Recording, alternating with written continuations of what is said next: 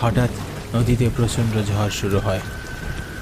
ঝড়ে নৌকা তার গতি ঠিক রাখতে পারছে না, এলোমেলোভাবে নদীতে নৌকা চলছে। বাতাসের গতির সাথে নৌকা পেরে উঠছে না, মনে হচ্ছে এক্ষুনি নৌকা হয়তো ডুবে যাবে। একটা সময় প্রচণ্ড বাতাসে লাশের উপর থেকে সাদা চাদরটা সরে যায়। ভয় আমার বুকের ভেতরটা কেঁপে ওঠে। আমি দেখলাম এটা আমার স্কুলের সহকারী শিক্ষিকা প্রীতির লাশ। প্রীতি আমার দিকে বড় বড় চোখ করে তাকিয়ে আছে। আমি ভীষণ অবাক হলাম, নিজের চোখকে বিশ্বাস করতে পারছি না। তাই মাঝিকে ডেকে বললাম, দাদা, লাশটিকে একটু দেখুন তো। হ্যাঁ। মাঝি প্রচণ্ড ভয়ে চিৎকার করে নদীতে ঝাঁপ মারল।